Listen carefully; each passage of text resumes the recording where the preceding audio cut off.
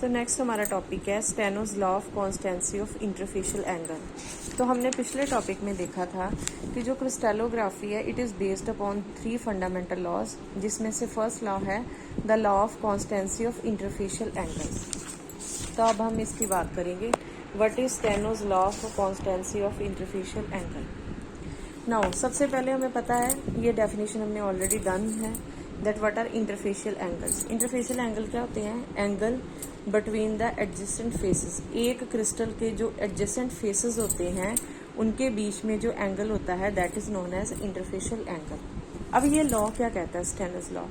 स्टेनोज law ये बोलता है कि अगर एक कंपाउंड सेम है, क्रिस्टल सेम है, तो चाहे उसका साइज छोटा है चाहे बड़ा है, जो इंटरफेशियल एंगल होएगा that will be same. I repeat, अगर आपने पर्टिकुलर सेम कंपाउंड लिया है तो चाहे क्रिस्टल छोटे हैं चाहे क्रिस्टल बड़े हैं, जो इंटरफेशियल एंगल आएंगे वो क्या होएगा? That will be same.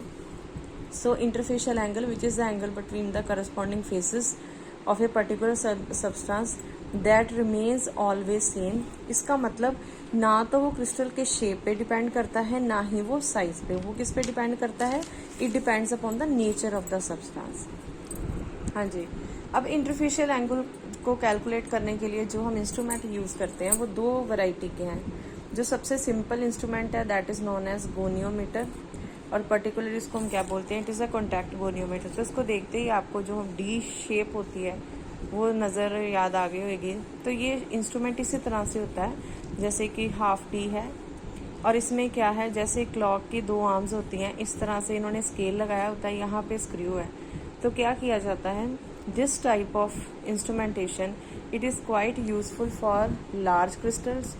ऐसे क्रिस्टल जहाँ पे क्लियर कट फेसेस हमें नज़र आ रही है, तो वो क्रिस्टल को उठाया जाता है, यहाँ पे रखा जाता है, और जहाँ पे भी उसके 2 फेसेस वहाँ पे आपस में मैच हो रहे हैं तो वहाँ पे एंगल कैलकुलेट किया जाता है।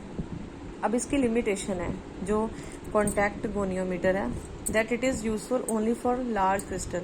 तो जो स्मॉल क्रिस्टल्स है उसके लिए हमें second category of instrumentation use करनी पड़ेगी, दैट इज़ रिफ्लेक्टिंग गोनियोमीटर, जहाँ इसको हम बोलते हैं एक्सरे गोनियोमीटर।